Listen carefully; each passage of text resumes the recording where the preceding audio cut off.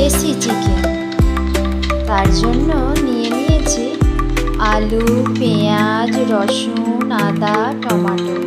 প্রথমে রসুনটাকে ছাড়িয়ে নিচ্ছি। কিভাবে ছাড়াচ্ছি সেটাও দেখো।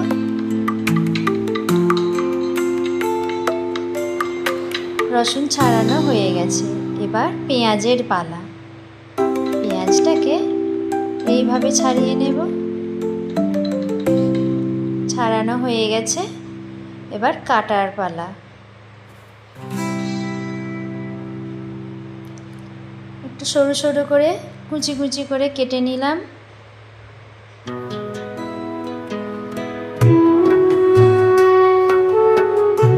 এখনো কিছু পেঁয়াজ আছে, কাটতে হবে।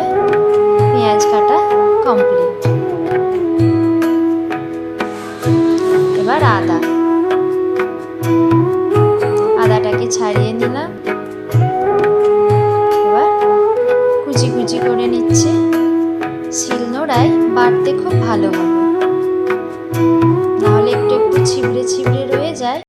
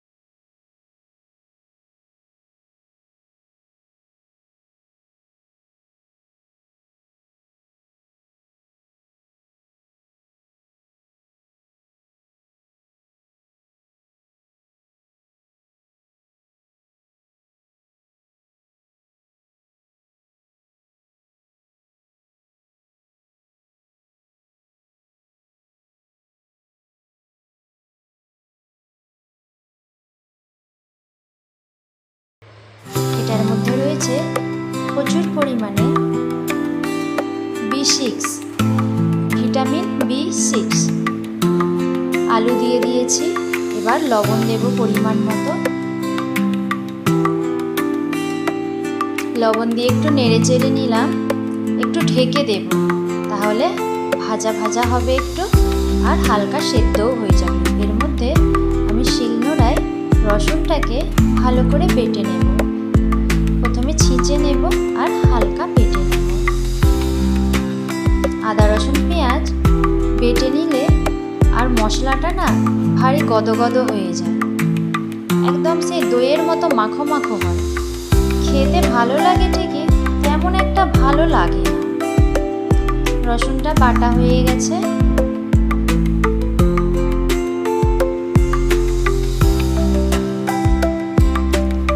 আবার একবার আলুটাকে দেখব। আলুটা নিচের দিকটা হয়ে গেছে, উল্টে দেব। এই যে কেমন একটা ব্রাউন কালার হয়ে গেছে। এই রকম আলু ভাজাটা মাংসের ঝোলের সাথে বেশ ভালো লাগে খেতে।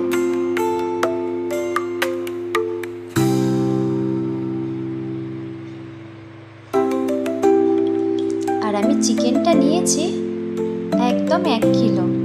1 কিলো 400 ছিল, 400 গ্রাম বাদ পড়েছে।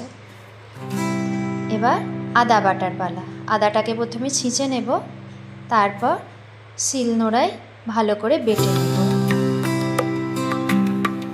আবার আলুটাকে দেখছি হয়ে গেছে, এবার তুলে নেব একটা পাত্রে। আজকে আমি গামলা নিয়েছি। গামলা এবার আলুগুলোকে একটা একটা করে তুলে নেব। আলুগুলি তোলা হয়ে গেছে। এদিকে আদাটাও প্রায় বাটা সারা। আর পেঁয়াজ তো আগে থেকেই কুচিয়ে রেখেছি, ওর কোনো আর কাজ নেই এখানে।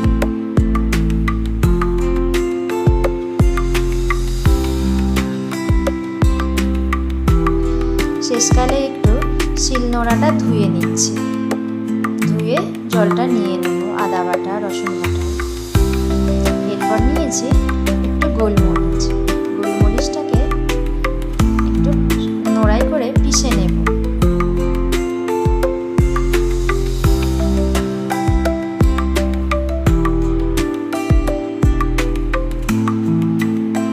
ওটাও একটি পাত্রেতে তুলে নেব।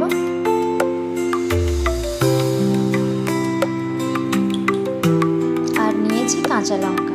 মাংসটা সম্পূর্ণ কাঁচা লঙ্কা গোলমরিচের সাথে রান্না হবে, গুঁড়ো লঙ্কা দেব না। গুঁড়ো লঙ্কার থেকে কাঁচা লঙ্কার স্বাদ বেশি ভালো হয়।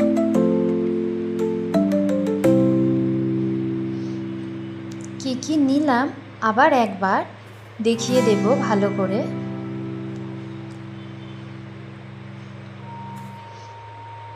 কাঁচা লঙ্কা, গোলমরিচ আর গোটা টমেটো, পেঁয়াজ, রসুন, আদা, এই মশলা, আর নুন, হলুদ, তেল। আলু ভাজার তেলে পেঁয়াজগুলো দিয়ে দেব।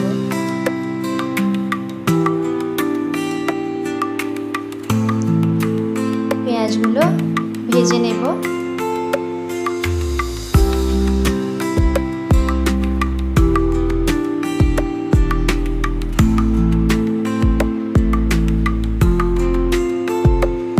হালকা হালকা ব্রাউন কালার হয়েই আসছে। এবার দিয়ে দেব রসুন বাটাটা। রসুন বাটাটা দিয়ে ভালো করে মিক্সড করে দেব পেঁয়াজ রসুনের সাথে।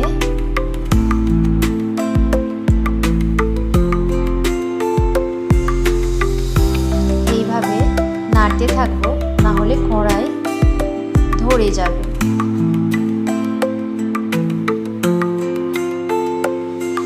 বারবার এইভাবে নাড়তে থাকবো।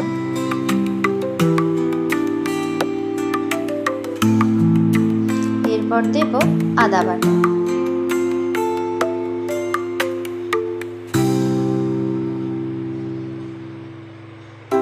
আদাটাও নাড়তে থাকবো, না হলে কড়াই ধরে যাবে।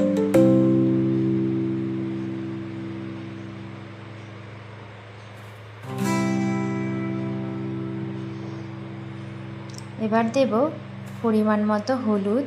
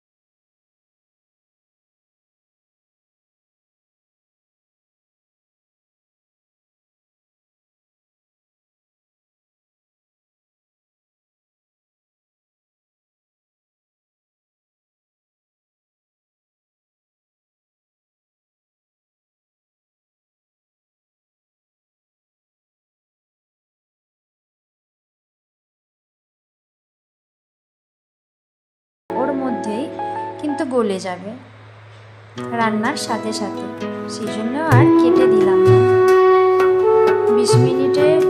16 থেকে 20 মিনিটের ভিডিও, তার মধ্যে মাংস রান্না কষা খাওয়াও হয়ে যায়। এটা কিন্তু দেখাই ঠিকই, কিন্তু রান্না করতে যদি আমি গ্যাসের কথা বলি তাহলে 45 থেকে 1 ঘন্টা, আর যদি কাঠের জালের উনানে রান্না হয় একদম 40 থেকে 45 মিনিট টাইম লাগবে। এতে কি দিলাম দেখেছো, তবুও একবার বলে দিলাম। কাঁচা লঙ্কা, গোলমরিচ আর টমাটোটা, শেষে মাংসটা দিয়ে দিলাম। দিয়ে এবার নাড়তে থাকবো। আর কিছুটা গোলমরিচ রাখা আছে, সেটা শেষে দেব। অনেক বাড়িতে বাচ্চারা থাকলে অনেকটা ঝাল হয়ে গেলে খেতে পারে না, কিন্তু নিজেদের ঝাল পছন্দ হলে বাচ্চারা কি খাবে না? সেই জন্য রেখে দিলাম যে শেষকালে নামানোর আগে দেব, তাহলে বাচ্চাও খেতে পারবে, বাচ্চার মাও পারবে। এভাবে নাড়তে থাকবো।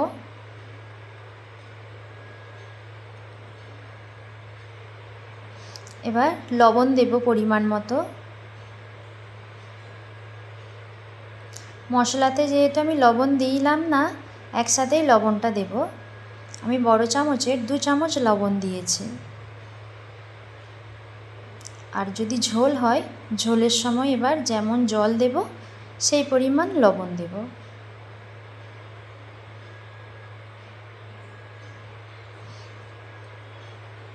এবার একটি পাত্র নিয়ে ঢেকে দেব। ঢেকে দিলে মাংস থেকে জলটাও বেরাবে, আর সেদ্ধ হবে, আর ভাজা ভাজা হবে। আবার একবার নেড়ে দেব। হালকা জল ছাড়তে লেগেছে।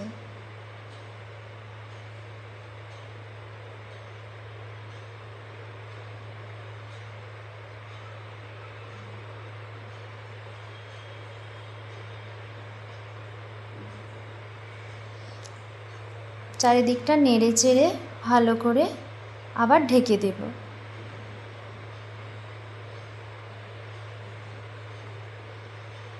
আবার একবার ঢাকনা খুলে দেখব।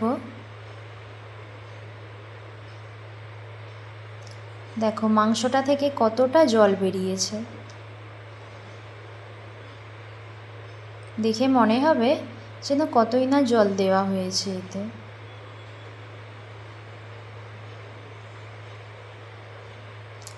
যারা নতুন রান্না করছো বা করবে, ভয় পাবার কোনো কারণ নেই। মাংস থেকে এই রকম জল বেরায়। দেখো, এটা কিন্তু আমি জল দিই না, নিজে থেকেই জলটা বেরিয়েছে মাংস থেকে। নেড়ে চেড়ে দেব, নেড়ে চেড়ে আবার ঢেকে দেব।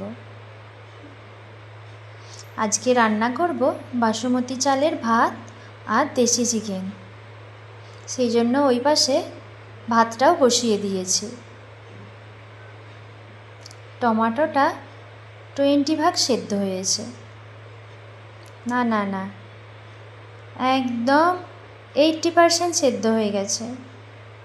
দেখেছো খুন্তিতে করে কেমন খুঁচে দিতেই একদম গলে গেল। একটু বাকি আছে, আরও হয়ে যাবে ভালো করে মাংস হতে হতে।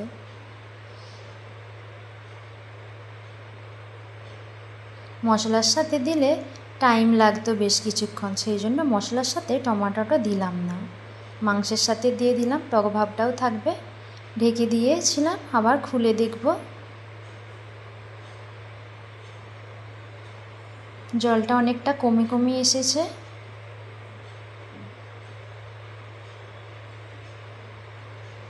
নেড়ে চেড়ে দেব।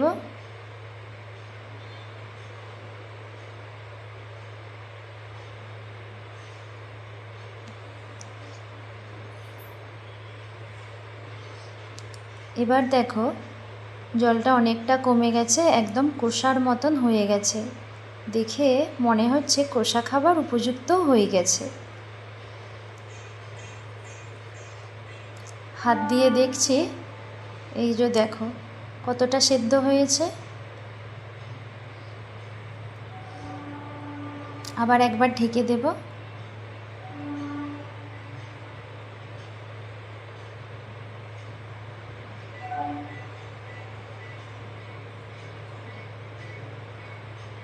এবারটা কষা খাবার জন্য রেডি।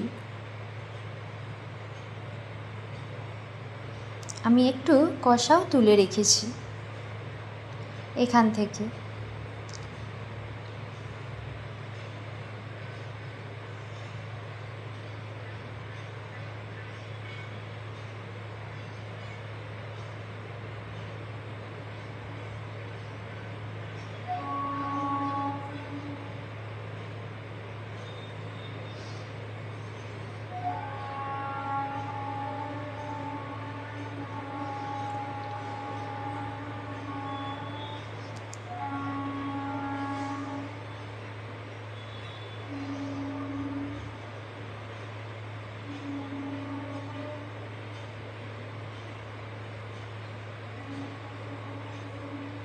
দেখো কষাটা কত সুন্দর লাগছে, তবে কালার নেই, কারণ কাঁচা লঙ্কা আর হলুদের তো।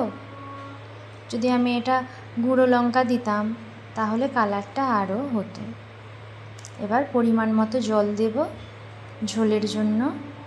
আমি একটা গ্লাসের 1 গ্লাস জল দিয়েছি, যেহেতু বেশি ঝোল ঝোল খাবো না, আর দেশি মাংসটার জলটা বেশ টানে।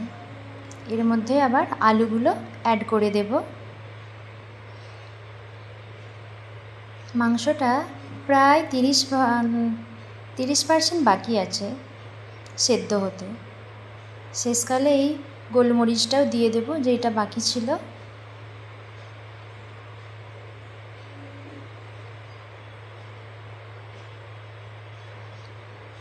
কষাটা তুলে রেখেছি ছোটদের জন্য।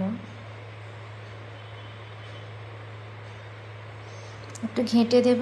আলু সেদ্ধ হয়ে গেলেই দেশি মাংস রেডি হয়ে যাবে। এবার ঢেকে দিয়েছে, 10 মিনিটের মতো রেখেছিলাম।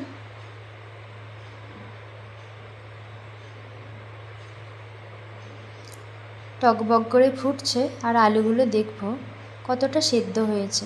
আশা করছি সেদ্ধ হয়ে যাবে। খুন্তিতে করে চিপতেই দেখো কেমন একদম খুন্তি থেকে ধরে ছেড়ে যাচ্ছে, তাহলেই জানবো যে আলুটা সেদ্ধ হয়ে গেছে। আর এটা মাংসটা একটু হাতে করে চিপে দেখব কতটা সেদ্ধ হয়েছে।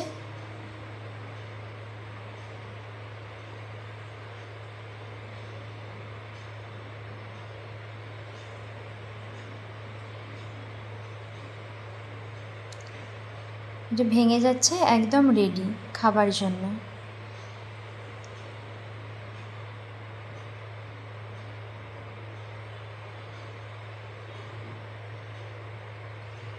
কোড়া থেকে এবার একটা গামলায় আমি মাংসের ঝোলটা ঢেলে নেব।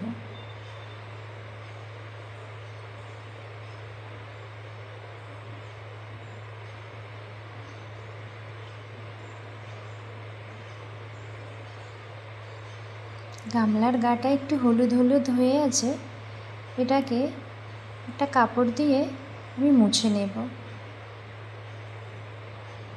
তোমরা যারা নতুন রান্না করো তারাও এইভাবেই করবে, নাহলে লেগে থাকলে দেখতে একটা কেমন লাগে।